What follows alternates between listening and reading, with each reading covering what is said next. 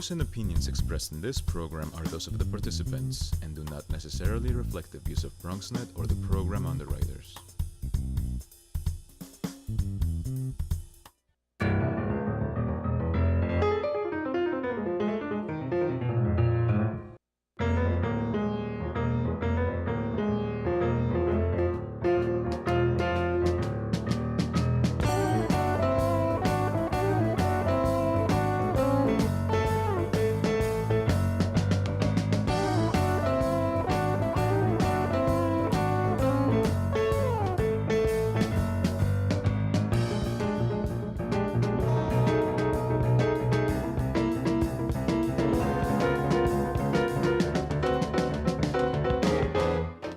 Good evening and welcome to the holiday edition of Bronx Talk that will feature a best of look back at Bronx Talk in 2016.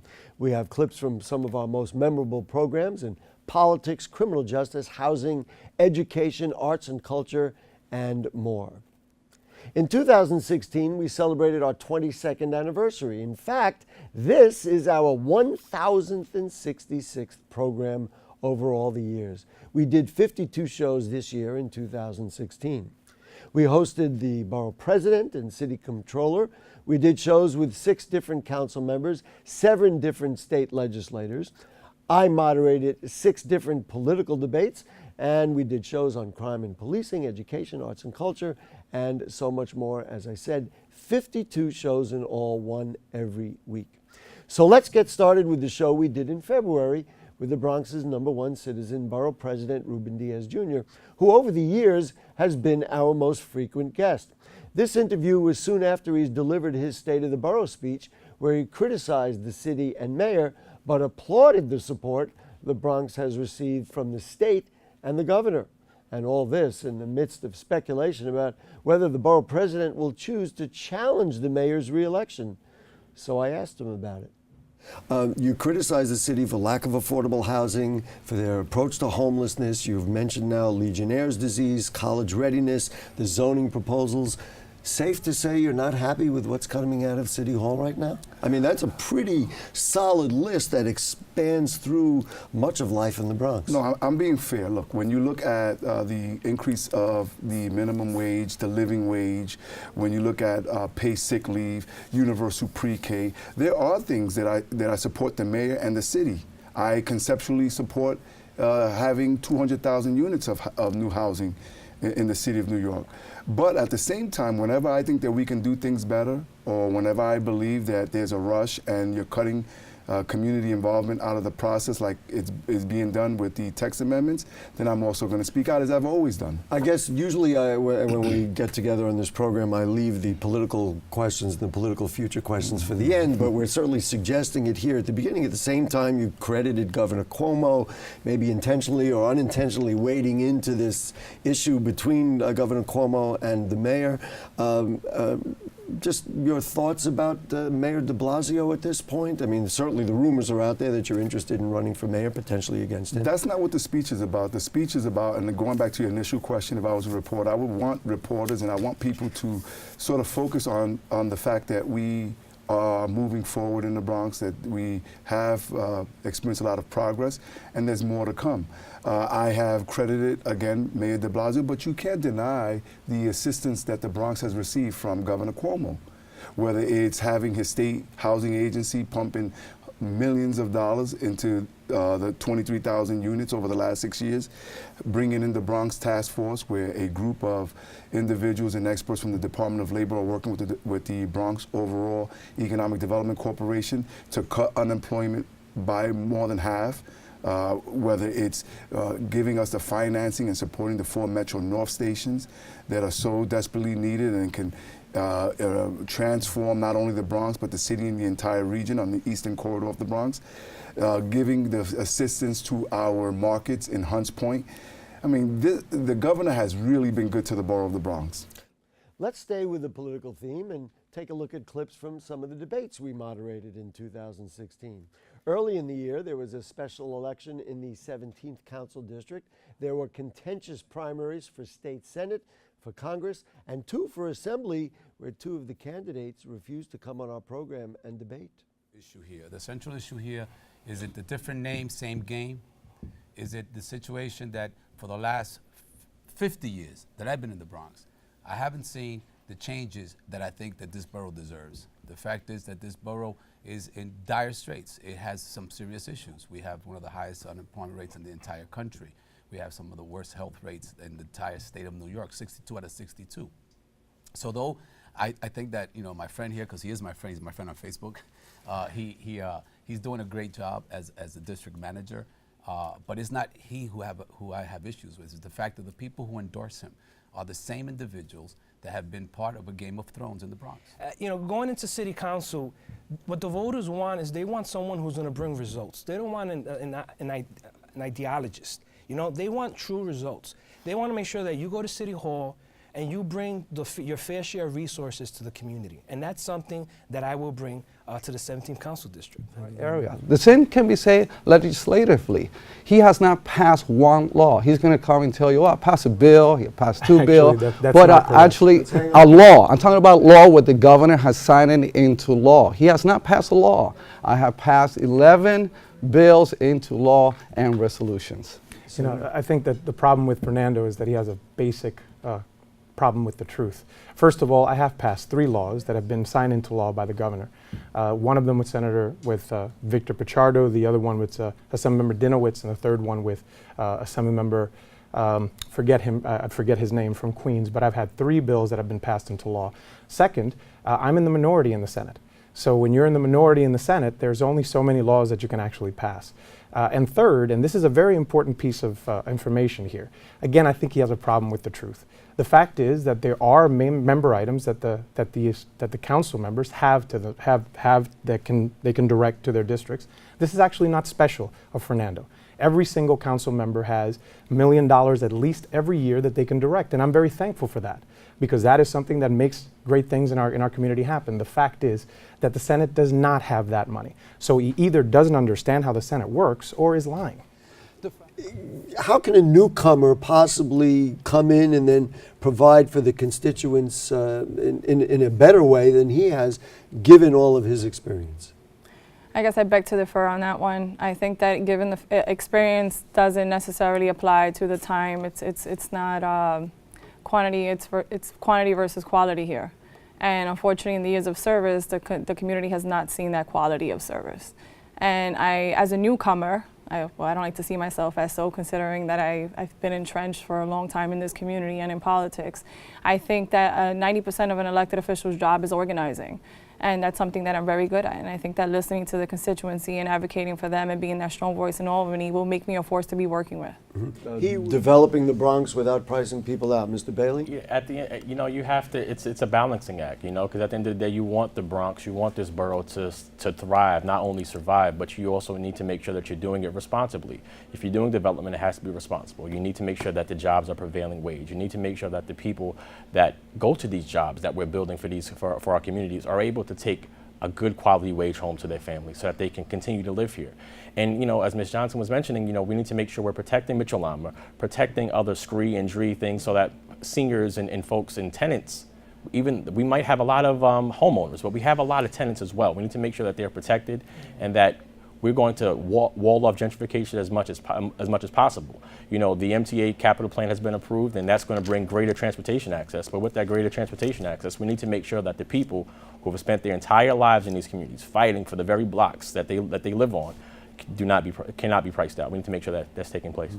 Even though he had been arrested on massive voter fraud charges, you narrowly won by just 11 votes for somebody who had been an incumbent then and is an incumbent now. Sure. It cannot make you feel very comfortable that just 11 votes, even in that circumstance, could have changed that election and maybe even this election. Will it be different this time? I believe so. I believe the work that not only that I've done as a member of the State Assembly by raising the minimum wage to $15 an hour, passing paid family leave, putting $20 million towards My Brother's Keeper, and the work that my staff and we have done in helping keep people in their homes and stop tenant harassment through landlords, I think that we're going to win by a much larger margin. But let me just address this really quickly.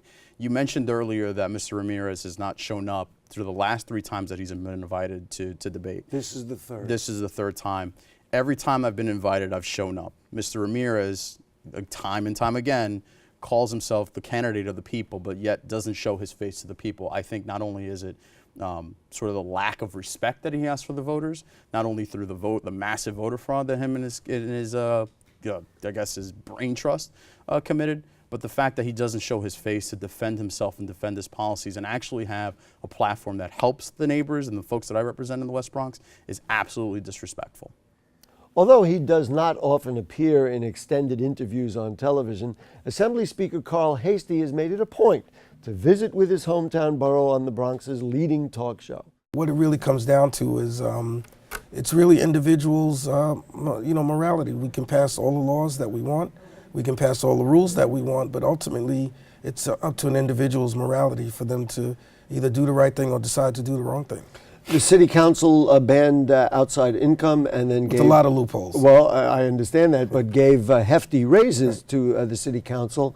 You have argued for pay raises irrespective of this issue. Could that be a direction that the state goes, that ultimately legislators will get a raise and then you say, you know what, no more outside income? Again, it depends on what the salary is. I do get the idea that people don't want to see conflicts, and that's why you want to kind of limit the outside income, because you want to make sure that a legislator is concentrating on their job, and that's their primary responsibility. But again, it should not be in a trade, and I've been clear with that with the governor, and that I think that on the merits alone, legislators deserve a pay raise. It hasn't happened in 19 years. And I think one of the biggest factors that when I sent my letter to the Pay Commission was the $79,500 that people made in 1998, that the buying power has shrunk to $53,000. So it's not even about a pay raise. It's really a cost of living adjustment, and people have real lives that they have to deal with. Their families they have to support, children they have to put through college. And then I think one of the things that people don't understand is there's no amount of money that can compensate some of the young mothers who are away from their children when they're in Albany. And I think that's sometimes some things that people don't realize, that people make individual sacrifices to be in Albany 6 months out the year. And I don't think there's any amount of money that can compensate you for the sacrifices that we make. We had an election here it was a special election for city council in the 17th district. Something like 3% or less than 3% of eligible voters came out to vote for something as important as a council member. Where are we at, and how do we improve voting access? We have about 60 seconds for you to attack that immense problem. Go right ahead. Well, barriers to the ballot. This report is putting together 16 proposals to help people get to the polls. Same-day voter registration, giving people different options, early voting, a whole set of new ideas to make it easier for New York State to get people out.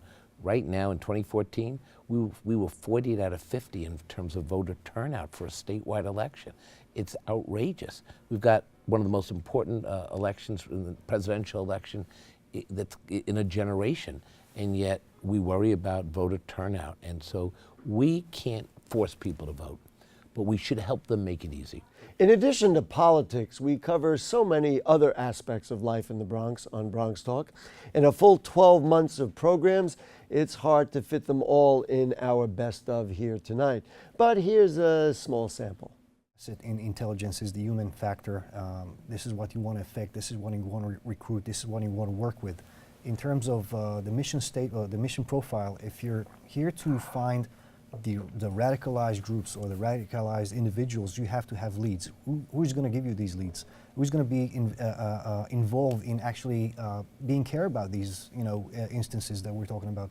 So I think that educational aspects and working within the communities, and you mentioned the Muslim community. I think one of the biggest interests of these Muslim communities should be working with the police and actually throwing out all these radicalized elements and actually coming out and really not giving them a safe haven or a comfortable place to grow in.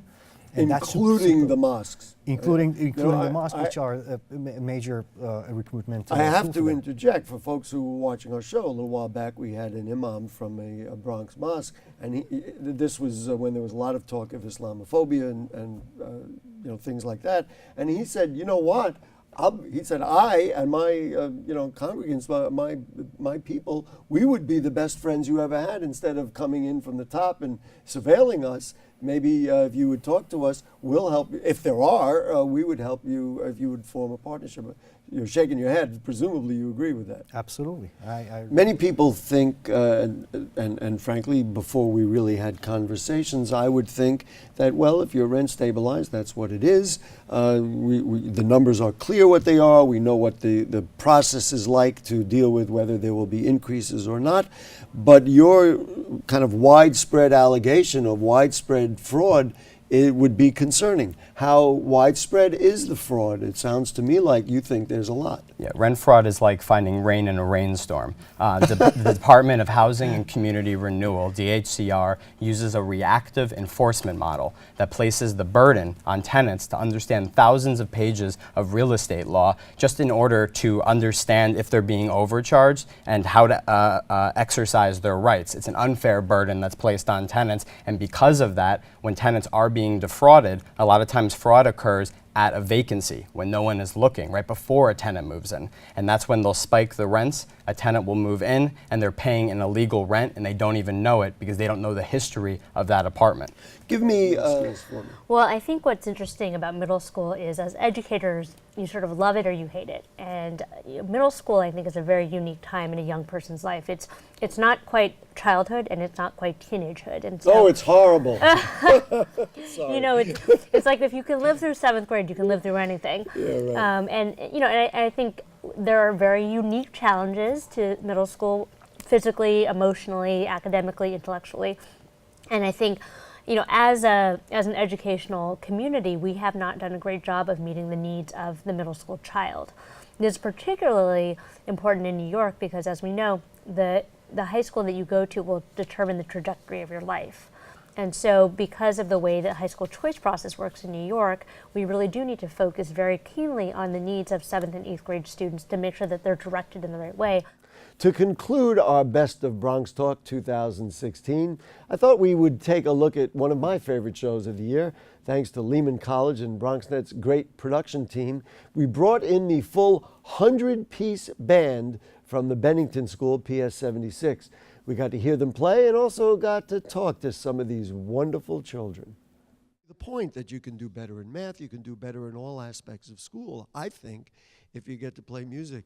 Would you recommend to other schools or to other young people in 5th grade that they take up music? Yeah, I would recommend it because, like, some people think that music is just like something that you can do like on your free time or something like that, but it also helps you like throughout your life because you can use it as like a career or a job to like help you throughout your life. Or you could play the blues and feel a little better too. Would you play something for us? All right, here we are. This is Princess on the trumpet.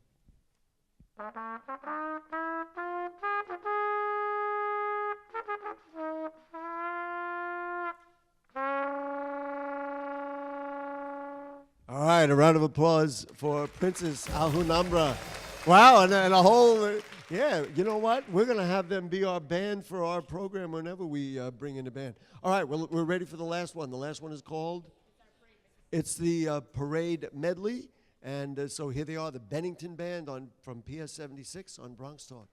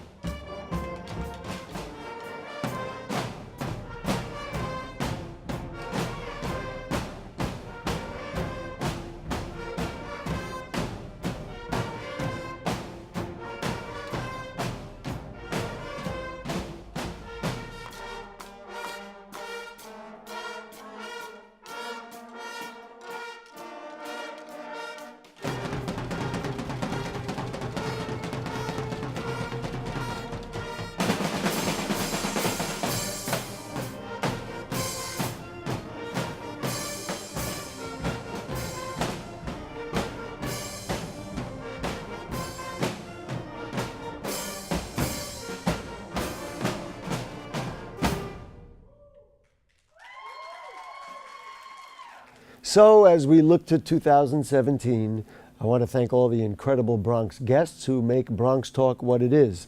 Also, thanks to BronxNet's Michael Maxnabi, Marissa White, our directors Michael Leone and Brianna Roller, and also to all the other great crew members who have worked on our show. And of course, we're blessed with a first-rate producer, thanks to Jayla Drubetis.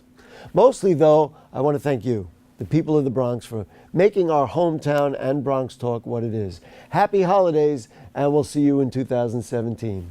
Good night.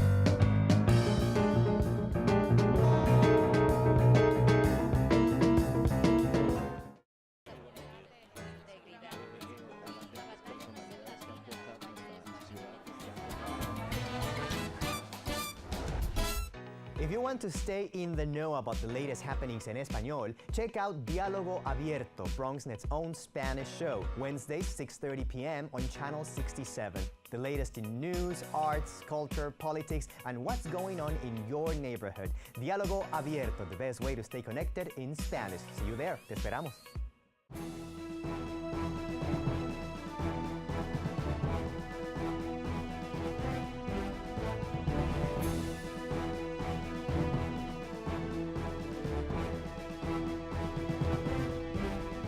Hi, I'm David Lesh, legal correspondent to the morning show Open. If you have a legal question that you'd like me to answer, please send me an email at davidlesh@bronxnet.org, and I will address it on our Ask Your Lawyer segment.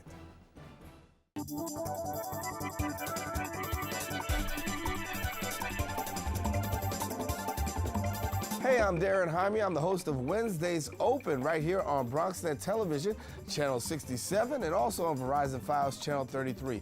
Want to invite you every Wednesday. You get an opportunity to see what's going on in the world of news, current events, debates, public information. That's what happens here on Open every Wednesday. So we invite you to join us right here on BronxNet Television.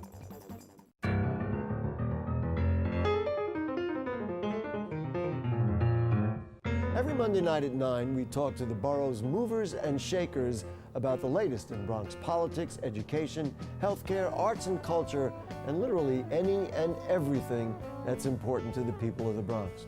There's a reason why Bronxites have been turning to Bronx Talk for more than 20 years, because Bronx Talk is about you and me, the people of the Bronx. So we'll see you Monday night at 9. Sounded like a possessed baby doll. That no one would ever love someone as stupid as me. That I was fat, ugly, disgusting. The effect of bullying is potent. We will no longer be the silent majority. Now, when you see online bullying, there's something you can do about it. We're gonna take action with the I. I am a witness. I am a witness. I am a witness. I am a witness. I am a witness, and so are you.